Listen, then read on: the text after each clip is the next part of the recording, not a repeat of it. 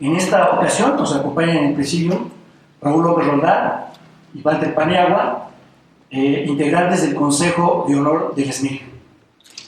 Y por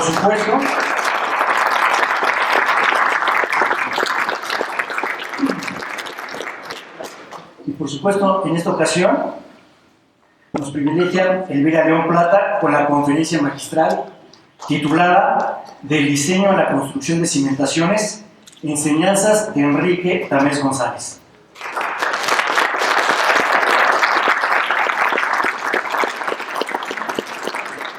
Y sin más preámbulo, le cedo la palabra a Raúl López Roldán con el propósito de que nos presente la semblanza de Enrique Tamés.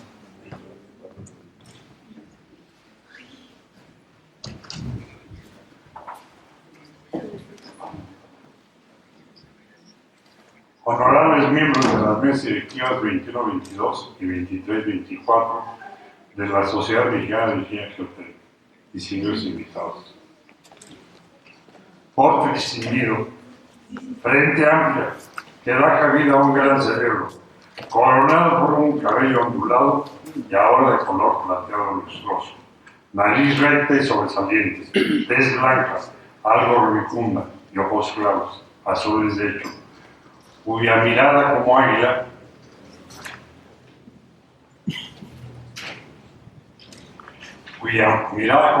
capaz de otear y sin vacilación discernir con toda certeza, de sonrisa fácil y a la vez enigmática.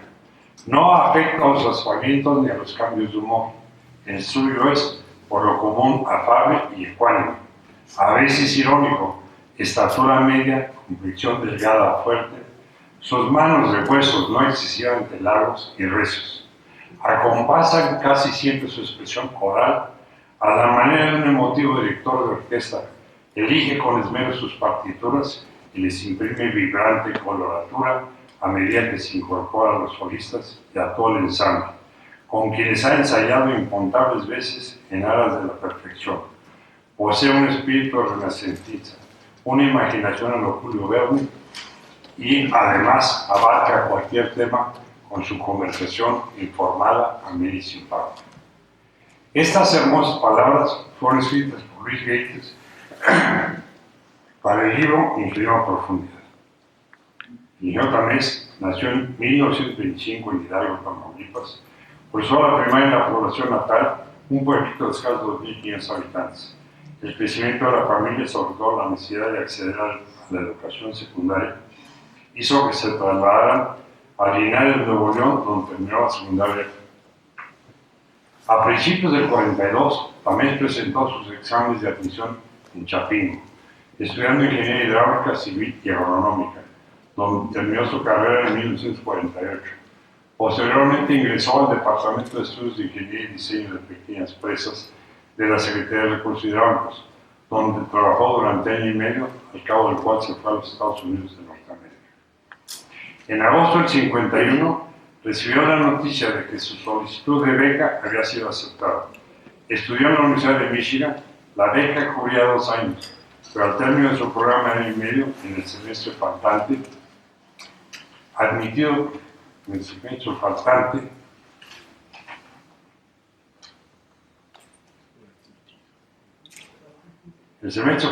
fue admitido como ayudante del profesor Casagrande en la Universidad de Harvard, quien tenía relación con Nabor Carrillo y Raúl Marsal.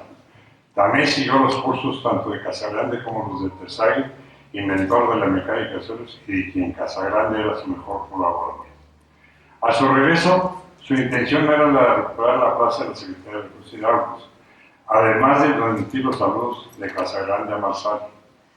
Los saludos los transmitieron en segundos, pero la plática se prolongó por más de 3 horas, dando el interés de saber de la reciente experiencia formativa del profesor Tamés. Marsal era asesor de la Secretaría de Recursos Hidráulicos, pero también era ingeniero en ICA, especializado en mecánica de suelos. De esta manera comenzaron para Tamés poco más de 10 años de trabajo junto a Marsal. Este periodo fue el punto de partida para el ingreso de Tamés en ICA. Se casó con Yolanda, su eterna compañera, quien lo acompañó con alegría e interés En los viajes, los logros familiares, hijos y nietos. En las enfermedades, la pérdida de familiares y amigos. Yolanda, siempre sabia, discreta y alegre. Por esos años se constituyó la Sociedad Mexicana de Mecánica de Suelos, de la cual también formó parte de la mesa fundadora. Años después, presidente de la misma y conferencista Nabor Carrillo en 1992. Y por siempre, un entusiasta colaborador. En 1956 se estableció el Instituto de Ingeniería de la UNAM al frente de Fernando Iriart, quien invitó a Bazán a continuar con sus programas de investigación. Bernardo Quintana Rioja donó gran parte del laboratorio al Instituto de Ingeniería. La isla se reorganiza y constituye la empresa Sol, que continuaría haciendo la mecánica de suelos para satisfacer la demanda de la industria de la construcción. Y fue Tamés quien tomó la dirección de la empresa, donde se hicieron los estudios para el metro de la Ciudad de México. En 1967, cuando se dio la instrucción de construir el metro, Tamés fue nombrado responsable de ingeniería necesaria para realizar la obra, la cual fue entregada al gobierno de la ciudad en noviembre de 1970. En 71, Hija recibió la instrucción de terminar las obras de drenaje profundo de la Ciudad de México, iniciada en 67 y que solamente se iba a construir 18 kilómetros de túnel, restando poco más de 50 para concluir el proyecto, así como las obras complementarias.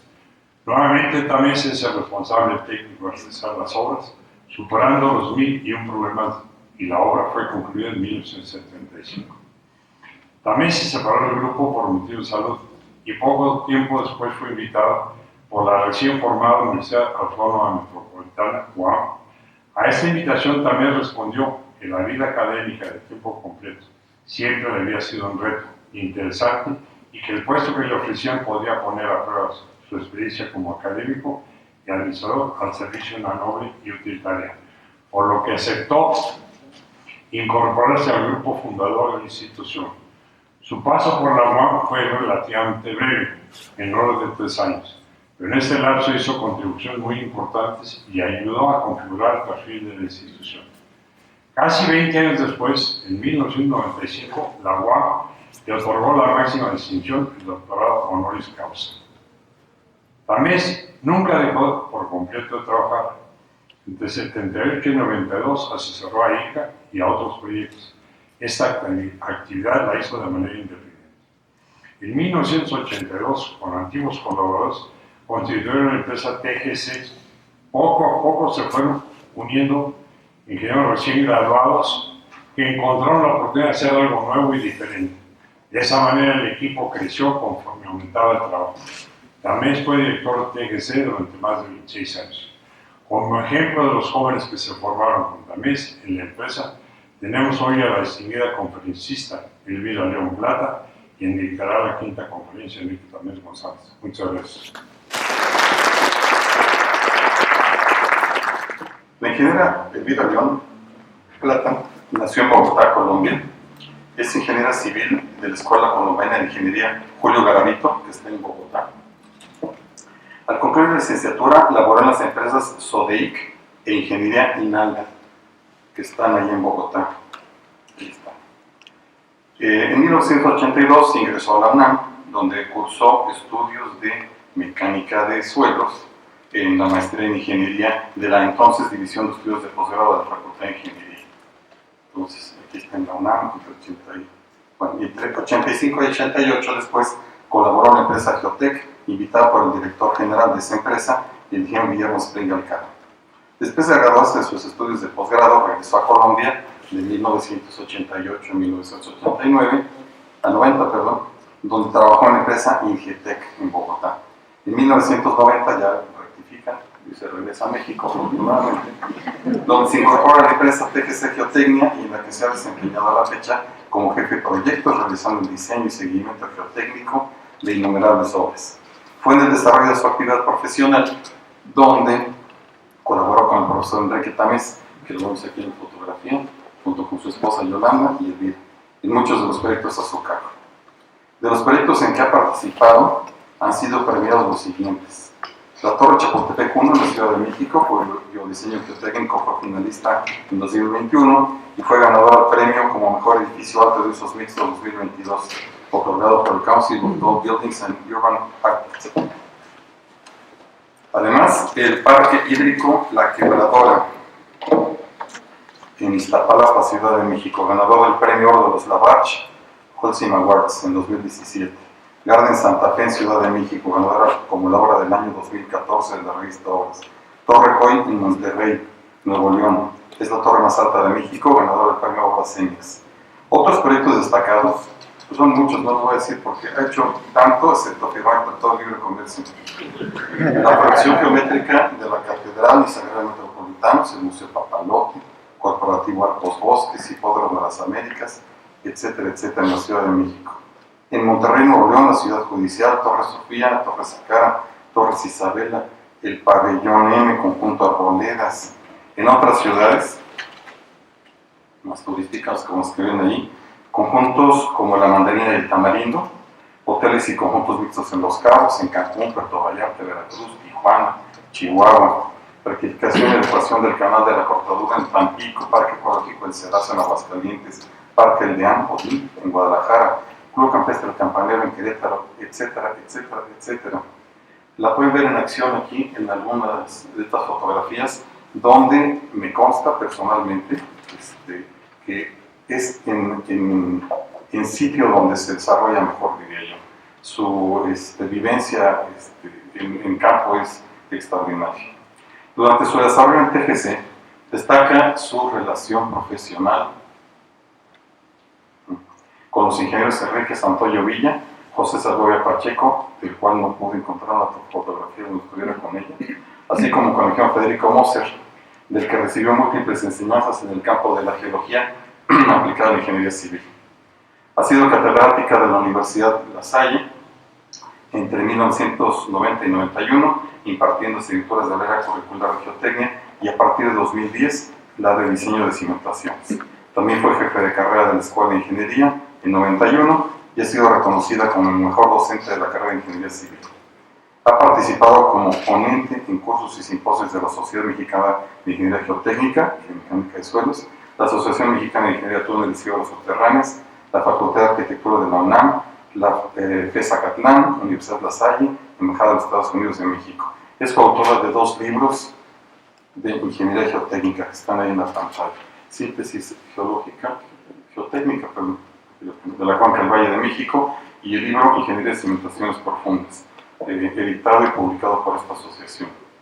Tiene certificación como perito profesional en geotecnia, otorgado por méritos profesionales por este Colegio de Ingenieros Civiles, donde nos encontramos ahora, y es miembro activo del colegio ya mencionado, la Sociedad de Ingeniería Geotécnica y la Sociedad Mexicana de Ingeniería Estructural. Para finalizar, quisiera comentar que Elvira León Plata es una ingeniera en toda la extensión de la palabra, con un alto sentido de responsabilidad y ética profesional. Es una excelente conversadora y gran compañera de viaje.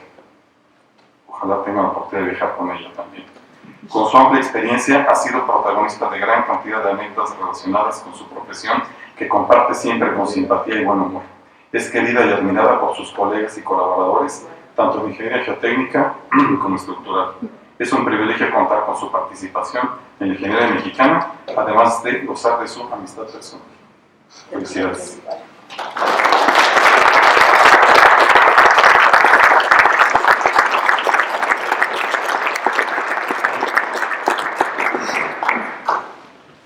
Walter, muchas gracias por compartir esta información que, Elvira, si yo ya te regalaba ya, me vuelvo tu fan.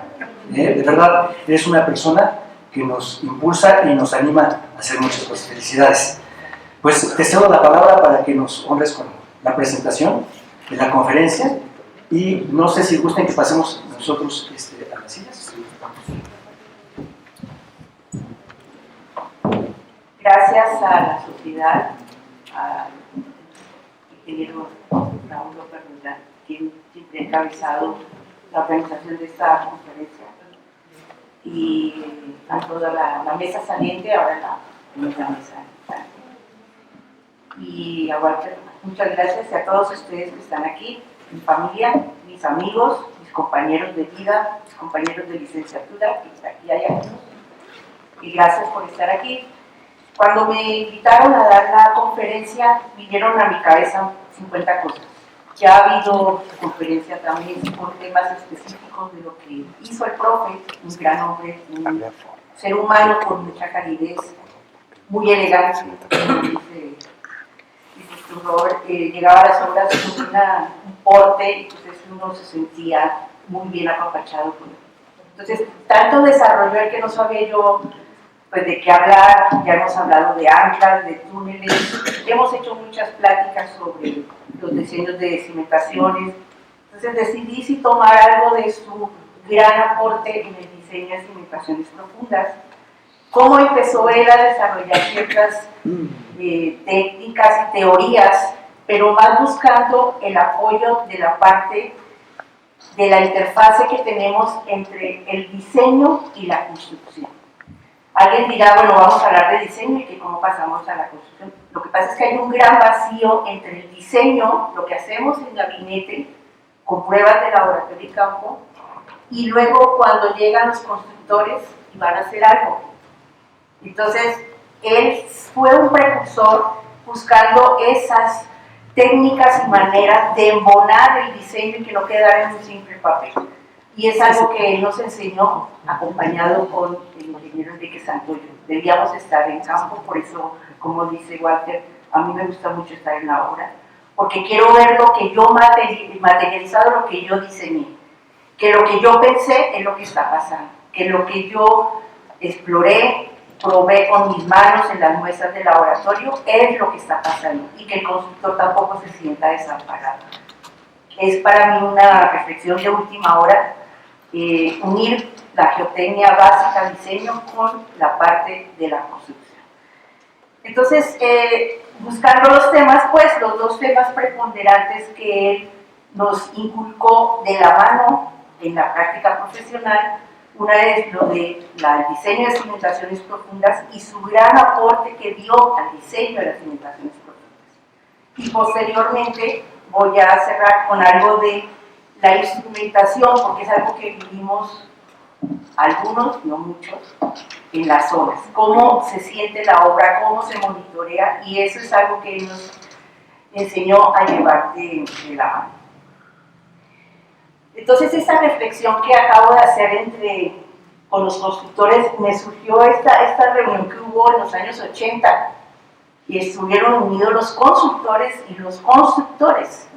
Y dije yo, y esto se ha perdido un poco, porque tenemos que tener esa llave, tenemos que estar engranados, en que el constructor se sienta apoyado por el constructor, o que no vaya a hacer lo que quiera, sin que el constructor lo esté apoyando. Por eso cuando me acordé que existía esta reunión, la busqué, está viejita, pero creo que es un tema que deberíamos pensar y retomar en la sociedad, un evento de este tipo, ¿no? Entonces creo que parte del objetivo de mi plática de hoy es eso, llevar un poco la práctica del diseño y la teoría al apoyo que debemos darnos con los constructores. El profe tenía una idea muy clara desde que fue estudiante de agronomía, y era que está en contacto con la naturaleza, con el suelo, con el agua, y que había que verificar las cosas. Entonces yo, cuando empecé a trabajar con él en un primer diseño de unos pilotes en arenas, él me decía, mira, es que tiene uno que estar parado al lado de la máquina, viendo cómo vibra y saber si en realidad el que va a hacer los pilotes los va a poder hacer. Entonces hay que verificar. Entonces él empezó a estudiar las pruebas de carga, las pruebas directas de carga en elementos de cimentación. Tenemos un antecedente que es el doctor Seba, que hizo sus pruebas de carga para poder validar el diseño de la Torre Latino. Ese es un documento que sí está pues, de consulta, pero sabemos que también el profesor Marsal hizo unas pruebas, sobre todo en la parte de presas, que él era su tema fuerte, y Pablo Giro. Pero en lo que es la parte práctica de proyectos en general, creo que el profe también fue uno de los precursores de hacer esto de las pruebas. Las cimentaciones profundas, pues sabemos que en el pasado, y más aquí en el Valle de México, eran puros pilotes de madera. Estas fotos son muy interesantes, son del archivo de la SCT. Es la construcción de la Suprema Corte de Justicia, dependencia bastante tomada en estos días, ¿no? Y son puros pilotes de madera, y allá al fondo se está viendo la hincadora, ¿no? Entonces, toda la historia que tenemos de cimentaciones profundas desde la época azteca es de estacones y pilotes de madera. Pero resulta que llegaron los sismos en el año 85, y esta es una de esas fotos famosas que no nos gustan a los geotécnicos, que se ve ahí, creo que es el edificio Nuevo León, no me acuerdo, unos pilotitos fallados, y empieza el problema de definir, ¿funcionan los pilotes de fricción o no funcionan los pilotes de fricción? ¿Por qué? Porque muchas estructuras de la Ciudad de México ya estaban diseñadas, construidas con cajones de cimentación con pilotes de fricción o con pilotes de punta, muchos de madera y algunos, más que todo en centrales telefónicas, con pilotes de control. Entonces, con los daños que hubo durante los sismos, se empezaron a estudiar pues, edificaciones nuevas o dañadas que tuvieran o cimentaciones existentes o que se fueran a hacer las cimentaciones con esos pilotes de fricción. Y una de las primeras pruebas que hizo el profe también, por acá anda Bernardo Sánchez, que estuvo con nosotros en TGC, y él participó en muchas de estas pruebas, es una unidad habitacional que se estaba construyendo en la zona de Iztacalco.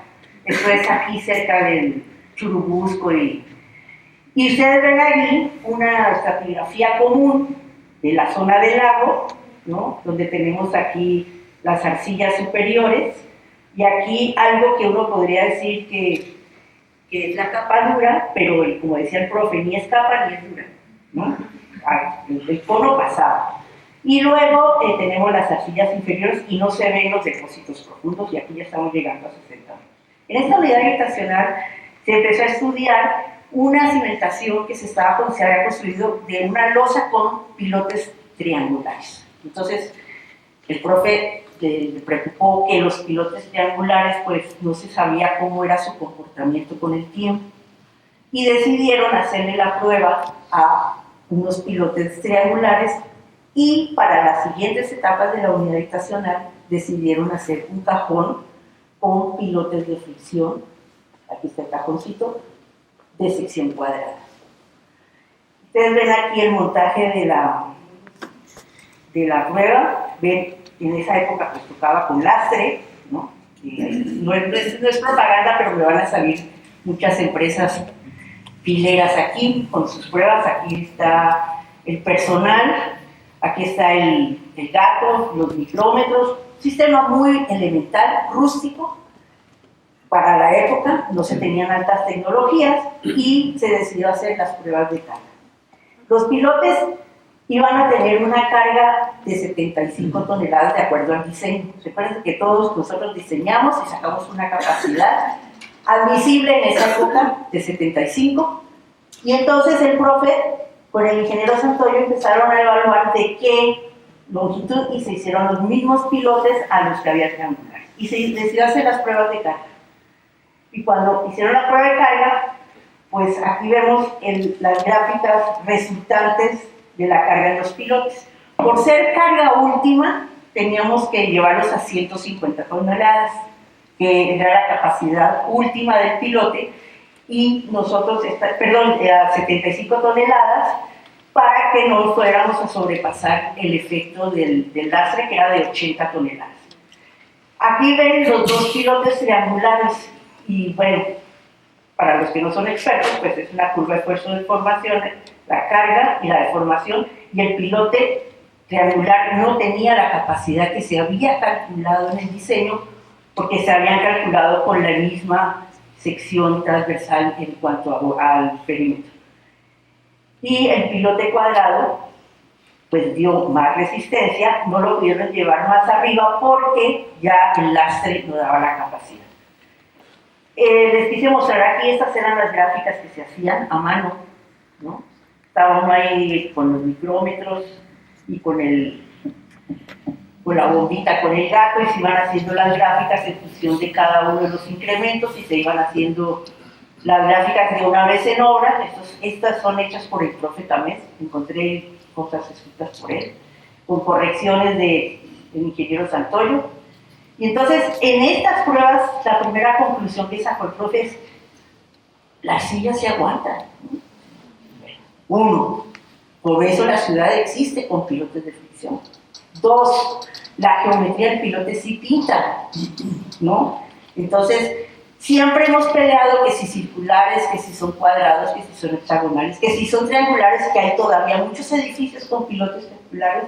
Y estos, como sabemos, fueron colocados con una perforación previa, pues no tenemos una broca que me abra un agujero parecido a un triángulo, es la misma broca circular que me hace una perforación circular donde quedó remoldeado el suelo alrededor del pilote, y por eso este pilote no tiene la adherencia que sí tiene el pilote cuadrado, donde el círculo circunscrito, que es la perforación, sí me garantiza que vaya a tener una primera aproximación con la capacidad de carga. Entonces, primera empezó el profe, no, pues ya no vuelvan a ser pilotes triangulares y vamos a empezar a manejar los pilotes cuadrados, y la unidad habitacional se continuó con pilotes cuadrados, y donde ya estaban los triangulares hubo que adicionar los pilotes cuadrados.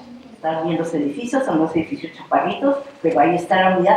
Y yo la busqué en el récord que tenemos de sismo, del sismo del 85, y del 17 no ha tenido daños ni reporte. Lo que quiere decir que sí era válido el uso de los pilotes de fricción. Y que sí es importante considerar la geometría del pilote. Aunado a esto, con los sismos, pues lo más crítico fueron las centrales telefónicas. El país se quedó incomunicado con el mundo. Yo estaba aquí cuando los sismos y no había cómo llamar por teléfono a decirle a la mamá estoy viva o lo que sea.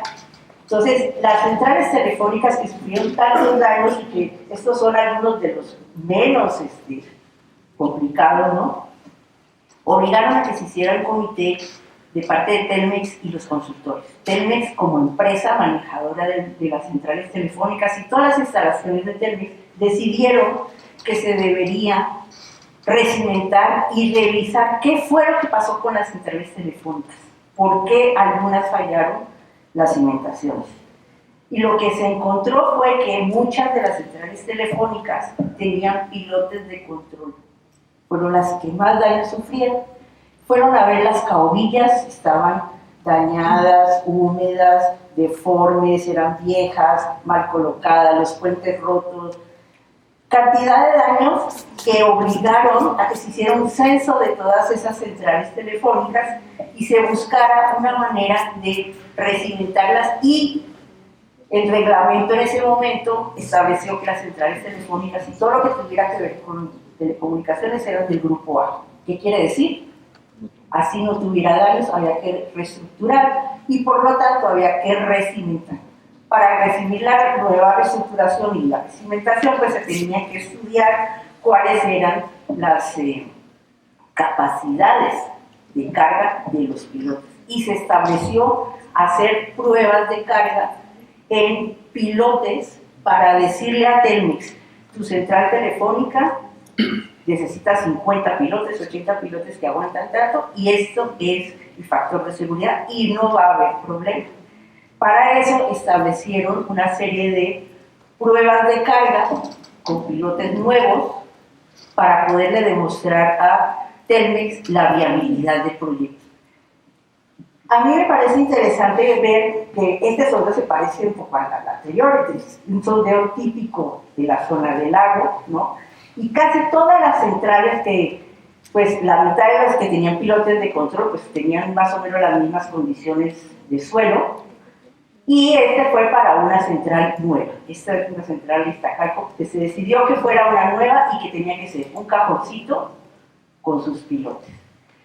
Caso peculiar, aquí decidieron hincar los pilotes en una perforación previa que se llevó solo hasta los 25 metros y se hincó con un martillo Delmac hasta los 32, buscando posiblemente una mayor adherencia por tener una baja alteración por la perforación previa.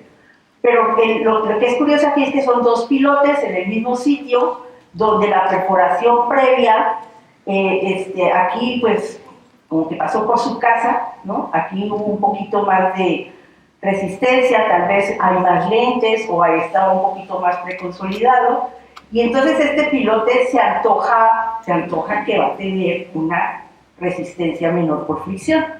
Se hicieron los dos pilotes, se hincaron ahí y se hicieron sus pruebas y ahí está el montaje. Esta sí ya fue una prueba hecha por TGC. Y quiero que vean, como en la anterior, el montaje del equipo convencional, vigas, se le ponen sus datos, sus micrómetros, tienen pilotes auxiliares para la reacción. Y quiero que sigan observando ustedes el personal, ¿no? El personal está casi debajo ahí del marco, no tienen casco, el topógrafo es el único que está aquí afuera porque tiene que estar ahí midiendo las vías de reacción, y los cuates que están allá adentro leyendo los micrófonos. Se hacen las pruebas entonces en estos pilotes y como se ven, pues casi igualitas, se ven casi idénticas, habiendo tenido previamente un comportamiento, suponiendo uno algo errático en el hincado del pilote. Se llevaron estos a 180 toneladas, teniendo la misma capacidad de carga de los pilotes anteriores, eran del orden de 75 al doble 150, y se decidió llevarlos a más de los 150 y se llevaron a los 180, porque también ya el equipo no daba la reacción. Teníamos escasez de reacción, y la deformación, si ustedes ven aquí, no llegó en ni siquiera a 2 centímetros, son 20 milímetros, y no alcanzó a desarrollarse una falla como tal. El segundo pilote es ligeramente inferior, pero la deformación es casi la misma. Entonces el hincado no nos indicaba nada relevante. Entonces en estos casos la reacción yo leí los informes y decía que le demostraban a los teléfonos, a la empresa, y no solo a teléfonos de México, en ese entonces Telmex, sino a todo, que no era válido menospreciar la fricción de la así. Es una adherencia, pues, porque el término fricción uno lo correlaciona más con los suelos granulares. Y que si era factible todas las cimentaciones de las centrales, hacerlas con los mismos tipos de pilotes, cuadrados de 40 a 50 centímetros, y en función de la estratigrafía, unos más largos, otros más cortos, pero casi todos estaban sobrepasaban los 150 que se había calculado de resistencia última. Es una demostración de que la arcilla, pues por eso la ciudad se mantiene sobre estos suelos arcillosos. Entonces, esa es parte de la inventiva de empezar a hacer estas pruebas y demostrar que lo que se estaba calculando sí está bien, aunque estábamos un poco del lado de la seguridad, por los muestreos, por sondeos deficientes, pero que de todas maneras al hacer las pruebas se le puede garantizar al cliente que va a tener un buen comportamiento. Aquí hay otra prueba, esto es en Iztapalapa, donde aquí sí el suelo peculiarmente está muy claro acá arriba, y aquí ya tiene muchas interestratificaciones, y como les digo, pues aquí no hay ni capa, ni dura, ni nada, ¿no? Y estos pilotes sí se quedaron hasta acá abajo, y vuelvo y les enseño, aquí están montando el sistema de reacción, y aquí está todo el personal, aquí debajo, aquí está el topógrafo, aquí está el técnico que estaba leyendo los micrómetros, todo debajo allá de los marcos de reacción. O sea, nadie le tenía miedo al marco, ¿no? Para hacer la prueba. Y los datos, igual que el anterior, aquí sí se hicieron 3 pilotes y efectivamente volvimos a encontrar que la fricción sí seguía desarrollándose, la misma capacidad de la fricción, con una muy baja deformación. Esta tiene un poquito más de 5 o 6 milímetros, esta llega a los 10 milímetros, esta sobrepase llega a los 12 milímetros, pero todas llegaron a la misma carga. Entonces, con esta conclusión, el análisis de pilotes se volvió uno de las herramientas básicas para las cimentaciones en la Ciudad de México. Edificios todavía como la Bolsa Mexicana de Valores, el edificio del periódico, uno de esos periódicos que está ahí, hay uno que sí es de punta, los de Reforma, que tienen pilotes de fricción, y ahí están, con su cajoncito de cimentación, y que sí han mantenido una seguridad. ¿Por qué? Porque sí se demostró que la arcilla, pues sí tiene corazoncito, ¿no? El suelo sí tiene corazoncito. Entonces, con estos primeros fundamentos de pruebas de carga y pilotes de fricción para estudiar las arcillas, pues entonces vámonos a las pilas, que es uno de los grandes aportes del profe Tamés. Las pilas siempre se han considerado como unos elementos profundos que tienen que llegar a un estrato duro y ahí se transmite la carga. ¿Y quién trabaja? La punta. Y si la punta no es suficiente, pues alguien se inventó, yo no he podido saber quién, no sé si igual tengo que decir, lo de las campanas. Y yo, prácticamente en mi primer trabajo que hice con Walter Paniagua, me bajé a una campana, en Bosques de las Lomas, y cosa que pues todo el mundo dice, pero ¿cómo? Es que tengo que ir a mirar el material, hay que mirar si queda bien abierto, y luego que baje el fierrero, y luego... Entonces, estas prácticas del pasado, pues también llevaron al profe a decir, pero ¿cómo? Si el pilote de fricción en una arcilla trabaja, pues vamos a estudiar ahora las pilas, ¿no? De fuste recto, y vamos a ver, porque todavía sé de gente que está en Interlomas construyendo pilas con campanas. Estaba haciendo desde comienzos de los años 80, que es la planta siderúrgica de Lázaro Cárdenas. Un sitio localizado en una de las peores partes del país en cuanto a suelos, es un delta con una cantidad de suelos intercalados, y recuerden una zona sísmica que sufrió mucho en los sismos, la parte de la siderúrgica no, afortunadamente, pero lo que es el pueblo y toda la zona de Michoacán tuvo muchísimas afectaciones. Entonces, estando ya diseñando la segunda etapa de la planta y ante la cantidad de problemas que tuvieron durante la construcción de la planta, tenían que hacer adecuaciones, inventos, híbridos, metían acero con concretos, con piedra, los ingleses estaban ahí presionando, decidieron para la segunda etapa, que tenían los grandes hornos calcinadores, los de molienda, todos los de los procesos del acero, decidieron, vamos a hacer unas pruebas, y se les presentó al comité, vamos a hacer unas pruebas en el sitio. Entonces, esta es la estratigrafía. El dibujo de arriba es el dibujo casi original que se hizo en campo. Vean ustedes, estos son los lentes de arcilla, que aquí ya los pusimos en oscurito. Y hay zonas donde no hay arcilla ensanduchada, hay otras donde hay dos capas de arcilla ensanduchada, por aquí hay otro. Esta erraticidad obligaba casi a que se hiciera un sondeo por pila.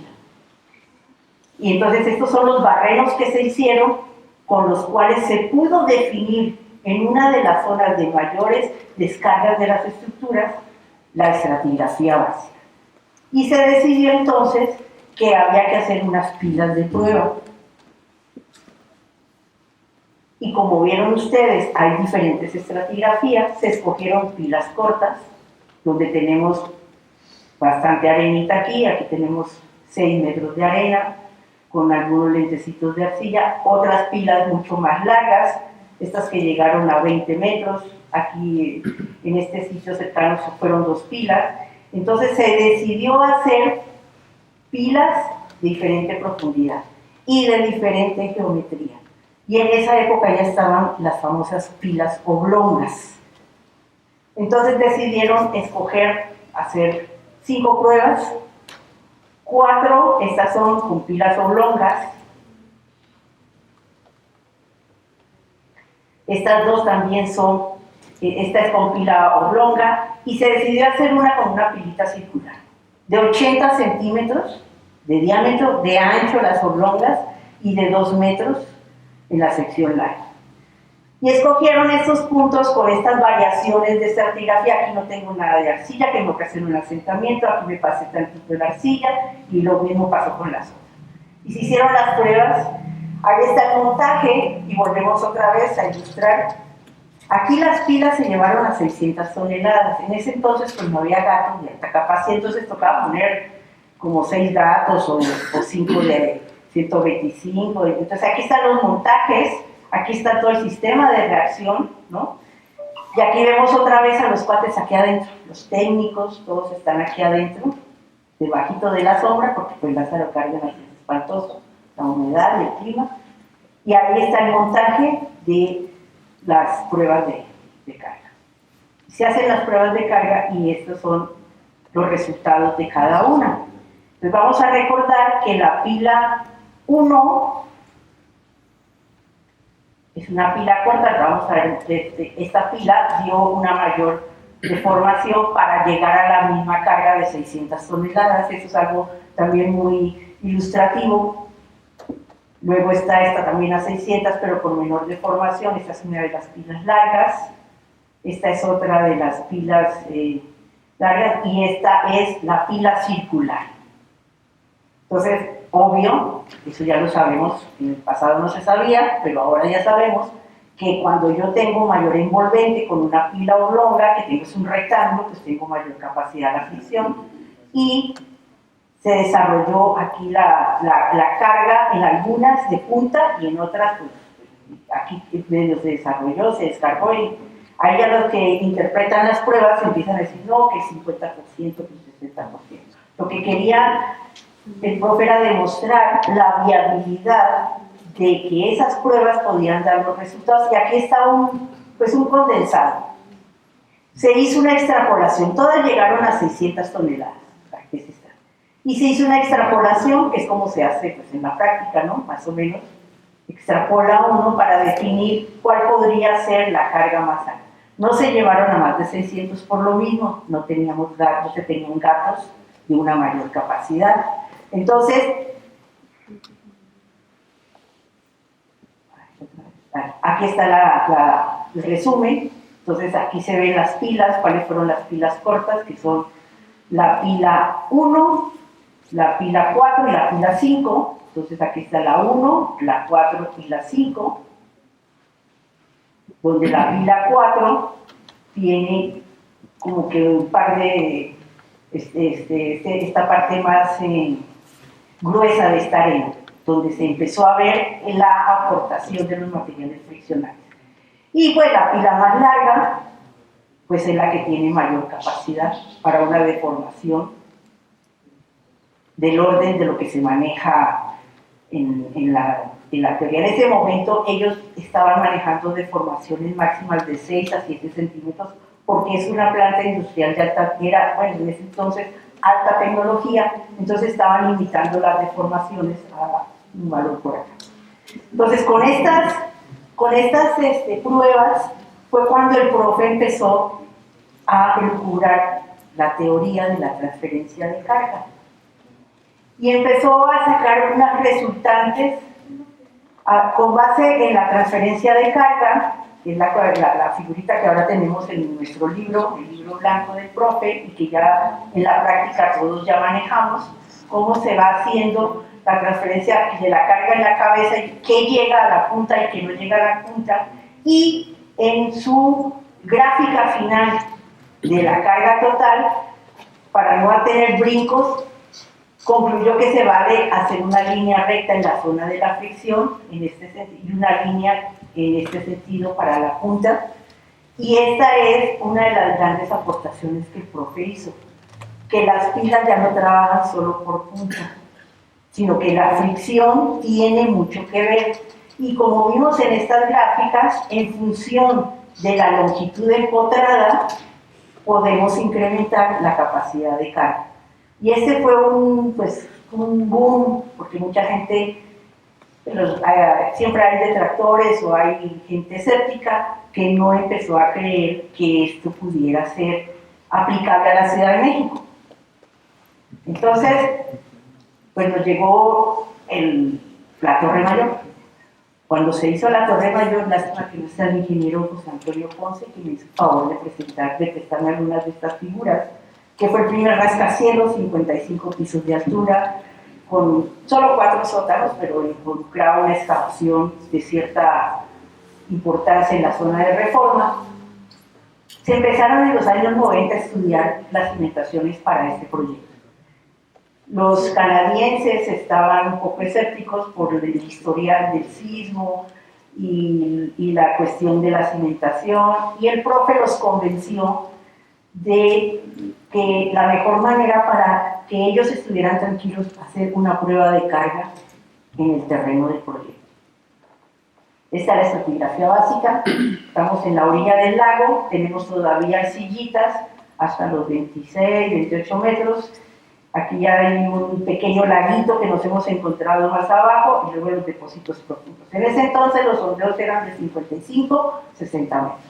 Condiciones del sitio, sus propiedades, y él, con base en lo que acabamos de ver de las pruebas de Lázaro Cárdenas, dijo, pues hagamos unas pruebas de carga en pilas en el sitio del proyecto para demostrar la viabilidad de la propuesta que yo les estoy haciendo. Entonces se decidió hacer las pruebas de carga. Y me tomé unas figuras de la tesis de nuestro nuevo presidente, Ricardo, tenía esta grafiquita que sí estaba bastante sencilla, porque se decidió traer unas celdas Osterberg. En los años 80 apenas estaban creando las celdas, y esto se empezó ya a estudiar en el 90 y tanto, 95, 97, y se decidió instrumentar las pilas con celda Osterberg para tener una mayor certeza en la carga que se aplicaba y cuál iba a ser la respuesta que iba a tener el elemento.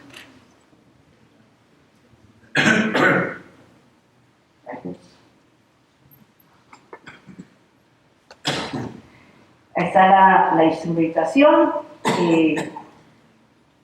La instrumentación, y la pila completamente estaba instrumentada por dentro. Por esta foto me gusta porque se ven todos los cables, conexiones, tubos, ductos, todo lo que salía a la superficie. Aquí está la cabeza de la pila con todos los cables que salen, micrómetros, extensómetros, tilters, micrómetros. Fue un boom poder lograr hacer estas pilas. Les voy a presentar una nada más porque se hicieron 3 o 4 pruebas. Y con esta, y ahí está otra vez el montaje, vuelvo y les muestro el montaje. Ahí están las vigas de reacción. Ahora ya veo uno gente con cascos, porque estos son los cuates del load test, ¿no? Y ya traían un equipo de adquisición de datos. Entonces aquí ya no está nadie allá leyendo en el micrómetro, ya la tecnología se ve que llegó a México y se hacen las pruebas. Rebuscando en los escritos que tenemos nosotros y leyendo la tesis de Ricardo Ortiz, hay un mito, hay un comentario que dijeron que los estructuristas dicen: la pila se hundió porque la punta no tenía capacidad. Después alguien dijo: no, la pila no le limpiaron el fondo, no hubo limpieza. Y otro dijo: yo creo que quedó mal puesta. Pues la tesis de Ricardo y Lástima, otra vez que no está José Antonio Ponce, dice que de una manera mañosa, no dice mañosa, pero dice otro término, la celda la pila la dejaron 30 centímetros arriba del fondo de la perforación, y que después rellenaron con un morterito de arena, y dejaron que fraguara y empezaron a hacer la prueba. Pues entonces aquí está lo que pasó con la punta, porque alteraron la punta y entonces empezaron a cargar la pila y pues dijeron: está fallando, y se decidió suspender la prueba, ¿no? Entonces, este es un mito, y yo, lástima que ya se me fueron la mitad de los que estuvieron ahí, pero hay que preguntarle a José Antonio Ponce y a otros cuantos, ¿no? ¿Cuál es la realidad? Sámano, no sé si sepa algo más, pero es lo que él te dijo y lo pusieron. Entonces decidieron hacer la prueba en varias etapas. Entonces la punta falló, luego decidieron: bueno, vamos a probar la fricción, pero vamos a ponerle una celda en la cabeza. Hicieron esta prueba y a ver, pues aquí sí ya se vio un comportamiento, ¿no?, más adecuado. Bueno, la hicieron en 4 etapas. Luego volvieron a hacer esta otra y ya la punta ya empezó a trabajar, ya tomó más carga. Y después decidieron: a ver, ahora hagamos la prueba. ¿Cómo se hace? Primero se desarrolló aquí la fricción, arrancaron del mismo punto de que, y luego la punta. Y entonces, ahí es donde queda el mito. ¿Qué pasó con la punta, no? Para todo esto salió con su teoría el profe y dijo, vamos a hacer nuestra curva resultante. Y sacó esta curva resultante, que fue la que discutió con la gente de Reichmann y con la gente de Cantor, que eran los diseñadores los de Nueva York, y empezaron a elucubrar que las cargas no daban. Se hizo un cálculo inverso para revisar las propiedades y entonces se encontraron que efectivamente el material abajo había sufrido una alteración por el efecto de lo que nos dijeron o lo que pasó. Pero en otras pilas sí pudieron hacer el cálculo inverso y detectaron que el módulo de elasticidad de abajo de las tobas, porque son casi las tobas, eran como de 20.000 kilos, era un numerote, no los 2.000 que usamos y que nos salen de pruebas de laboratorio.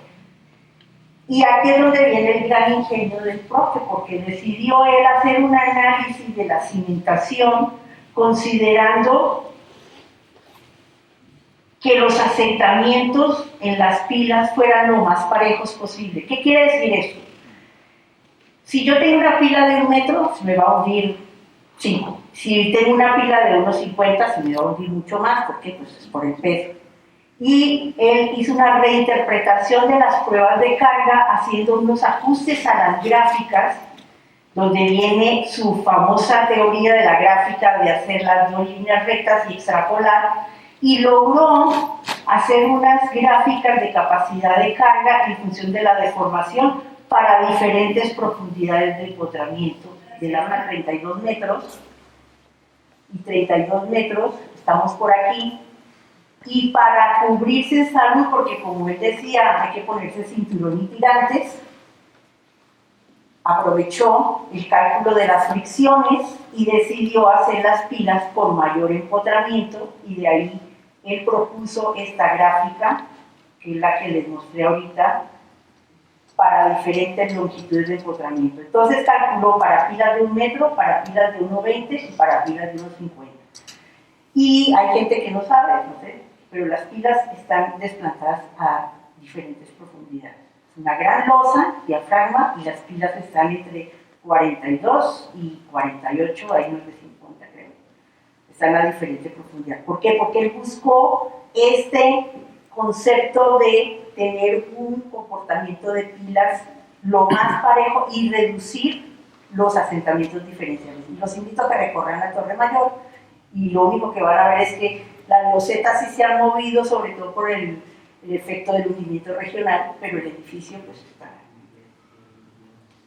Entonces, con esta base fue que empezó el profe Tamés a hacer ya empezamos todos los diseños de hacer los edificios considerando que las pilas van a trabajar por punto y por fricción, y que podemos garantizar un asentamiento diferencial entre pilas que no amerite un refuerzo adicional.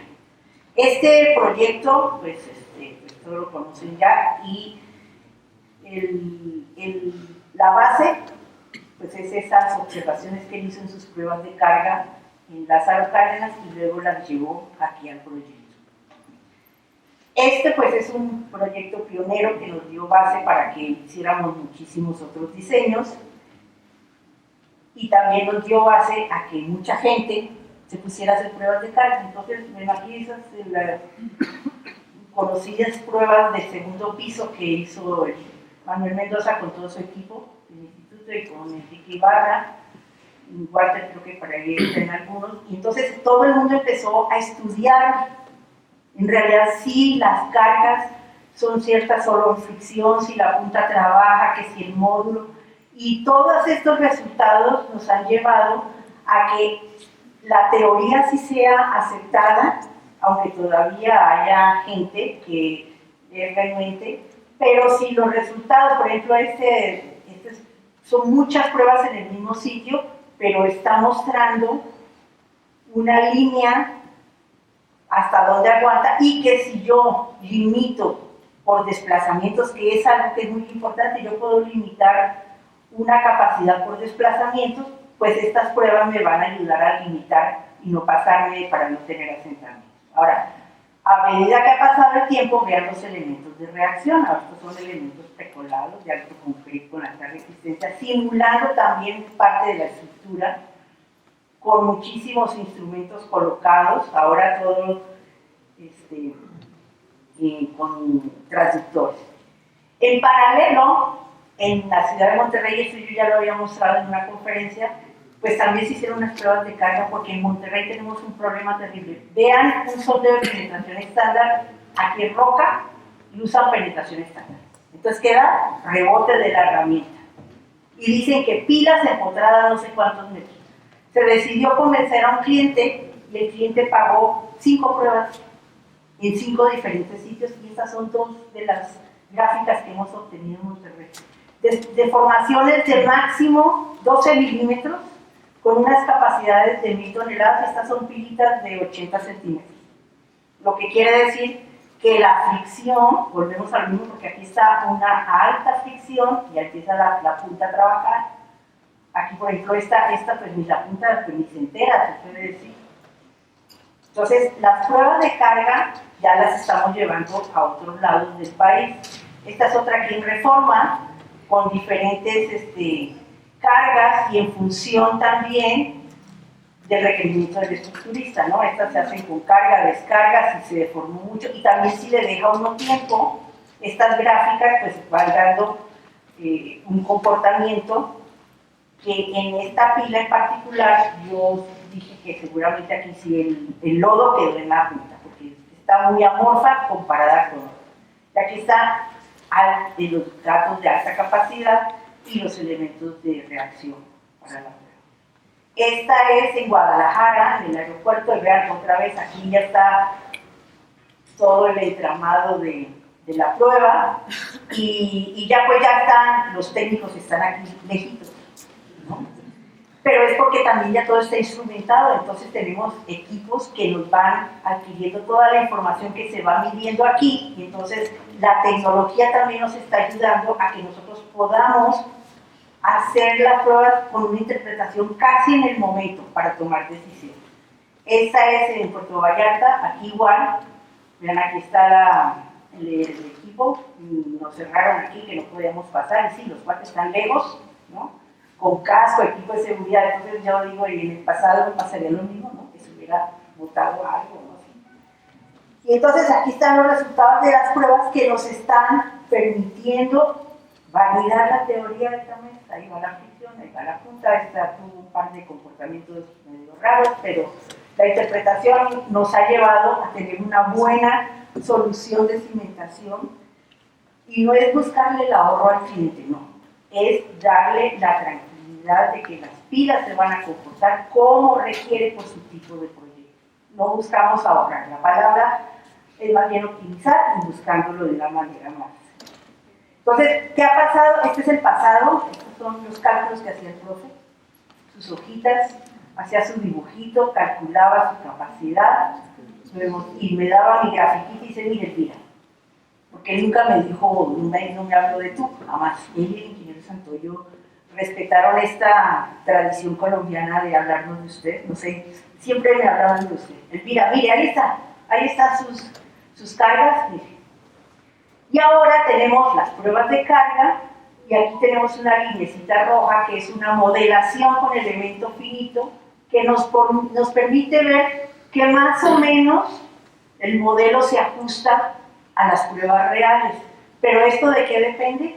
De un buen muestreo y de un buen sondeo. Mientras no tengamos buenas muestras y un buen sondeo que no sea penetración estándar nada más, no vamos a poder lograr tener estos valores tan pues positivos, porque es lograr que el trabajo de nosotros se vea positivo y el constructor esté seguro de que lo que va a construir, pues sí, va a estar ahí y va a perdurar. Eso para mí es importante. Y entonces, este es una pequeña, otro tema que el profe siempre nos dijo, la instrumentación. ¿Qué es instrumentación? Medir. ¿Y cómo mide uno? Y entonces uno va a una obra y le dice, quiero que me ponga una instrumentación. ¿Qué instrumentación? Pues póngame palomas que no me gustan porque se las lleva el viento, y mira, aquí está la prueba en una columna, en un proyecto, en un sitio turístico de alto dinero, y voy y me dicen que se estaba hundiendo, y le digo, pero si tengo como 8 palomas y 7 líneas, eso no es instrumentación, eso es falta de oficio, o sea, es un topógrafo que no sabe su oficio, no sabe que instrumentación es poner un punto y seguir ese punto. Medir la grieta y la grieta mide tanto, y hay un testigo y hay un dibujo. Entonces el profe también eso le gustaba, y por eso los dibujitos, ¿no? Él siempre era su dibujito y todo gráfico, nada de tablas. Entonces, pues con él aprendimos todo esto de la instrumentación. Este proyecto yo no lo viví, pero este es lo que era el Nikko, ahora es el Hayat.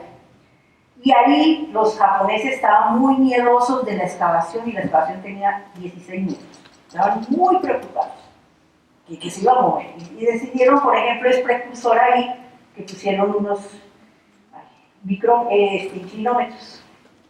Entonces se colocaron estos inclinómetros pegados aquí a la salida de Andrés Bello, y con los micrómetros le garantizaron a los japoneses que no iba a haber deformaciones, y la máxima que fue medida por acá como a los 5 metros, porque aquí había una capita de arcilla, 3 centímetros. Hemos visto movimientos en reforma de 25 centímetros o muros caídos. Entonces, estas mediciones, y que convenzamos al cliente y al constructor de poner esta instrumentación, creo que es un beneficio para todos. Este es otro proyecto, el Caballito, igual, la Torre del Caballito, ahí donde está la frente al Moro. Estos son los puntos de colimación en todo alrededor de la manzana, y esto fue hecho en 1987, 88, sí. Y miren, aquí controla uno que no se está moviendo, y aquí están los eventos, que tembló, que se excavó, que se hincaron pilotes, que hubo un tormentón. Esto es lo que debe haber en una obra. Y él decía, a ver, denme un dibujo, una tabla no la entiendo. Y por ejemplo, fueron las mediciones en el interior, los bancos de nivel en el interior, cómo se iba hundiendo el banco a medida que se iba haciendo lo de las excavaciones. Este monitoreo pues no les dio mucha ayuda, porque decía que 30 centímetros, y yo no decía, no, debió ser que hubo una expansión de 30 centímetros, esa sí la creemos, ¿no? Pero estas gráficas de monitoreo, él era, y después el ingeniero Santoyo, es que hagan dibujos, y el constructor también va a estar más tranquilo si ve un dibujo. Este es otro proyecto interesante. No está Alberto Cuevas, lo vi yo con Alberto, y el profe estaba pendiente porque aquí está el metro. Aquí, en esta calle pasa el metro. Entonces se instrumentó el túnel del metro, y se instrumentaron todos los vecinos precisamente para poder controlar las deformaciones, porque aquí se hizo un muro Milán precolado, aunque es zona de Polanco, pero había agua. Y aquí están las gráficas, por ejemplo, de desplazamientos en el interior del metro. Aquí están los puntos de convergencia, y con esto se tenían las autoridades en ese momento, Covitur, tranquilos de que el trabajo se estaba haciendo pues con seriedad y cuidando al vecino, y que el constructor también estuviera tranquilo de que estábamos revisándole su trabajo. Este trabajo sí lo vi yo personalmente. Regresamos otra vez a la Torre Mayor, que también tuvo muchísima instrumentación.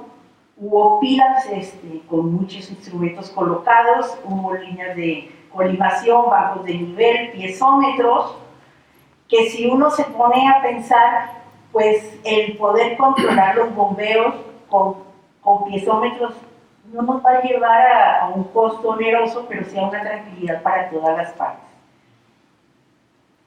Aquí está el banco de nivel, y aquí hay un esquema de las profundidades donde se colocaron las puntas piezométricas, se colocaron adentro, afuera, porque hay que controlar que los vecinos no les estemos sacando el agua del subsuelo, la tubería del banco de nivel. Aquí está lo de los pesómetros y los transductores de presión que se colocaron. Se pusieron muchos instrumentos electrónicos aprovechando pues el proyecto, porque era un proyecto muy importante. Y aquí hay algunas gráficas de las pilas instrumentadas. Cabe mencionar que este trabajo estaba planteado continuarlo durante la terminación de la torre, pero solo se llevó hasta la terminación de la construcción. No sabemos si fue falta de dinero, falta de apoyo de alguien. Era un trabajo de investigación con el Instituto de Ingeniería y se estaba pudiendo llevar un control de cómo estaban reaccionando las pilas, estos son lecturas de instrumentos en las pilas, en las diferentes etapas de construcción del proyecto, las excavaciones, las recargas, la construcción de pilas. Mira, aquí está cada celda, cómo se iba moviendo, que se colaron, en qué momento se colocó el armado. Todos los trabajos que se hicieron en el subsuelo pues impactaban en las pilas que estaban ya colocadas e instrumentadas. Y esta es una un poquito más larga, que es de 1 año y cacho, donde se ven las variaciones de la carga en las pilas con el tiempo, pero desafortunadamente cuando ya se terminó la excavación, se suspendió este trabajo que creo que hubiera sido muy interesante haberlo seguido, pero el profe insistía en que la instrumentación nos daba pues, un panorama de lo que estábamos haciendo y hacia dónde íbamos, ¿no?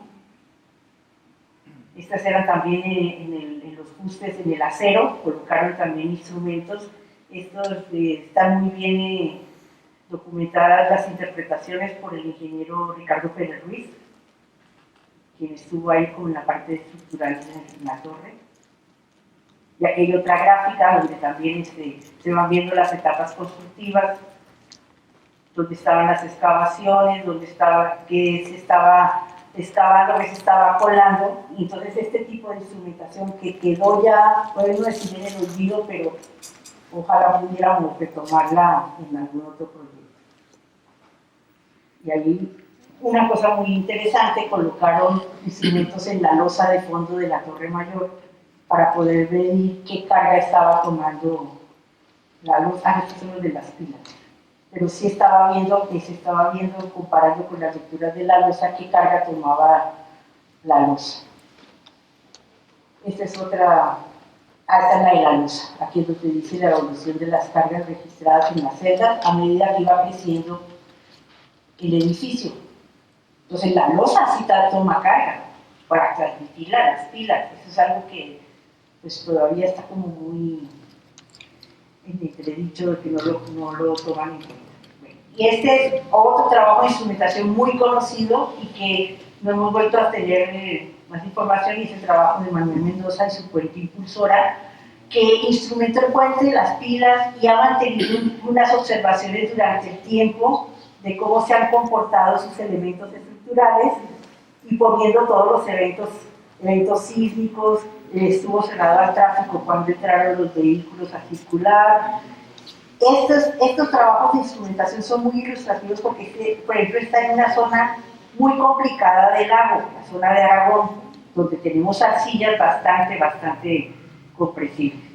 Ya que está como varió la presión de poros durante la construcción, otra cosa que debemos monitorear, porque la teoría dice una cosa, pero en la realidad pasa otra, ¿no?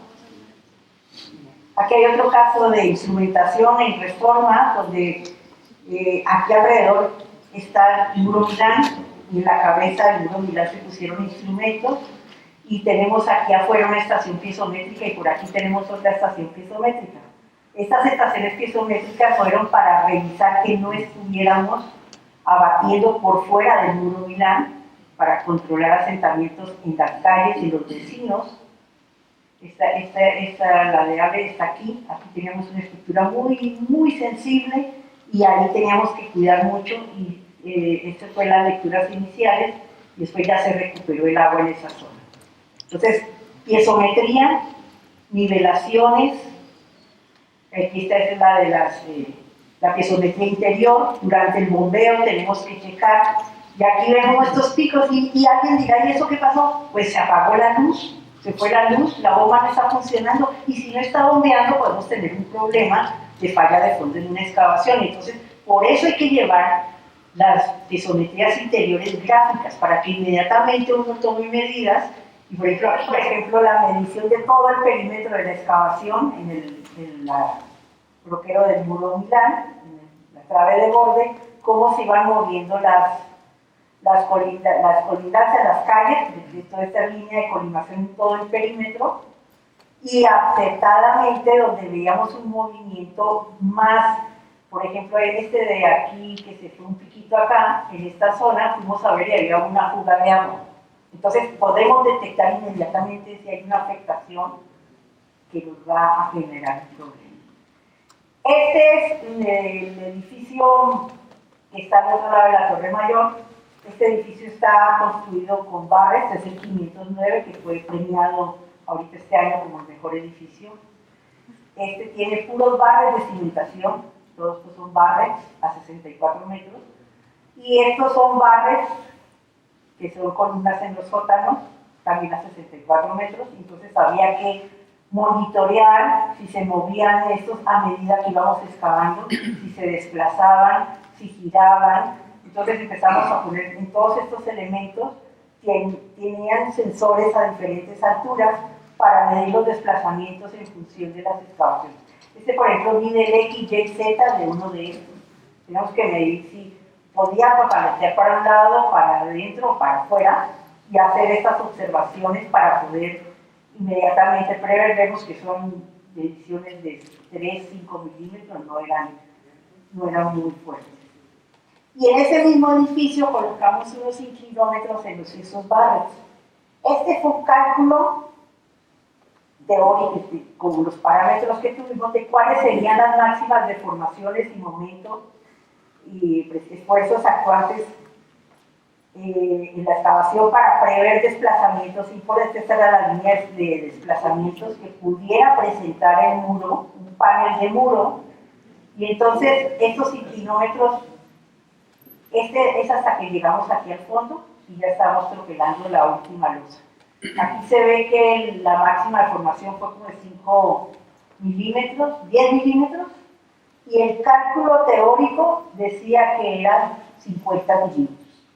Entonces ahí es donde venimos a ver que tenemos que ajustar los parámetros, pero que si nosotros implementamos estas instrumentaciones, podemos tener un buen seguro de vida en la obra. No solo el diseñador, porque muchas veces el diseñador entrega y se va.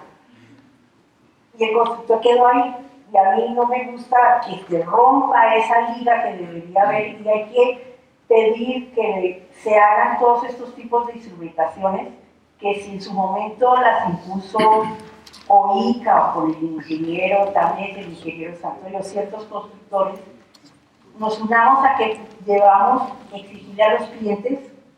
Muchas autoridades también se niegan a que instrumentemos las cosas y tengamos esta previsión, que es el famoso método observacional, es ir observando el comportamiento de la obra, pero apoyado con todas estas tecnologías que tenemos ahora de la instrumentación. Quiero cerrar con dos reflexiones. Una es seguir manteniendo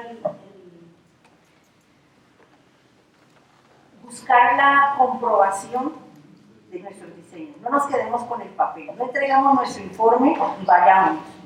Ahí está el señor, le cobro sus 200,000 pesos, porque a veces tampoco quieren pagar más, o 1,000,000 de pesos. Y ahí se quedó. Llega el constructor, y el pobre constructor, pues a veces, oiga, es que no me encontré lo que usted me dijo, es que el bote se atoró.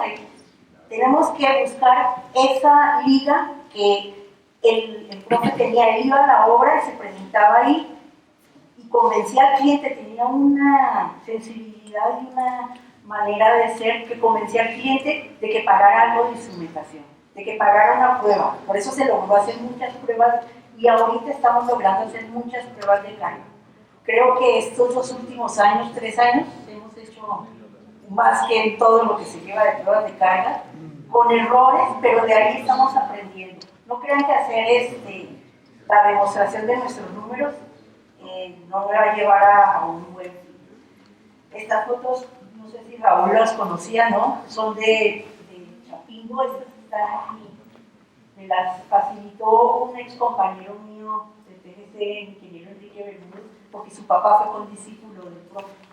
Y entonces en estas fotos aparece, aquí muy elegante, como siempre, miren, aquí muy elegante en su carro, ¿no? Aquí está en uno de esos prácticas paseos, aquí lo vi. Y en este de a caballo sí lo sé. Pero estas son de Chapingo, ellos iban al uniforme y tenían equipo precipitación, o sea, era... Por eso es que él se iba a la montaña, se iba al lago y nos enseñó a que tenemos que ir al sitio a poder entender la naturaleza. Busquemos que la mecánica de suelos sea de calidad, porque de ahí depende que podamos seguir estos caminos, aplicar bien la teoría, obtener buenos resultados, no dejar a clientes en la mitad del camino con obras que no sean construibles. No diseñemos cosas que no se puedan hacer, que tengamos que traernos una máquina de Timbuktu, ¿no? Hemos caído, 2 veces caímos en proyectos de que solo una empresa podía hacerla, ¿no? Hemos seguido cayendo, pero ya hay tecnología mexicana y yo la sigo reconociendo, y yo que soy extranjera, hija adoptiva, ¿no? Reconozcamos el trabajo de los ingenieros, de los constructores, de la gente que se ha metido ahí, como vieron ustedes, debajo del marco de carga. Ahora los jóvenes, no se acerquen, así nos pasó en la última prueba. No, que ahí estamos viendo que ni casco se usaba, ¿no? A veces ni botas llevaban, no había la seguridad de ahora. Pero veamos la manera en seguir estos caminos de estos grandes líderes que nos llevaron y que aquí estamos varios de sus pupilos y que hemos aprendido y que nos hemos peleado por poder sacar adelante las enseñanzas que él nos dejó. Y algo muy importante, ser noble y gentil como era él, no crecerse, no era un hombre vanidoso, era muy guapo, sí, y yo lo bromeaba, ¿no? Y él decía, vamos a vernos en tal sitio donde van unas señoras muy guapas, ¿no? Ahí por Polanco y vamos a una obra y sí, es que aquí este es un sitio de gente bonita, decía, pero él se iba con los albañiles igual, o sea, era una persona que se movía en cualquier nivel. Entonces, con esto quiero dejarles un poquito de lo que debemos seguir haciendo, porque podemos seguir haciendo todas estas pruebas, podemos seguir incursionando y demostrando que sí se puede construir, y más en esta ciudad que nos ha dado de comer a todos, afortunadamente, pero no la explotemos tanto. Muchas gracias a ustedes.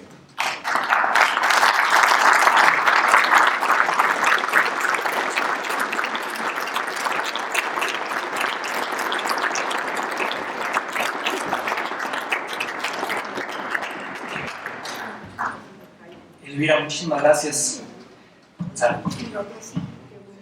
No cabe duda que es importantísimo identificar las responsabilidades que adquirimos desde la exploración, interpretación, construcción y luego instrumentación. Y lo que es muy importante de todo esto es la supervisión, verificar que efectivamente se están llevando a cabo las cosas como se pensaron y se planearon. Cuando pusiste lo de constructores, me acuerdo que era constructores BS, era contra constructores.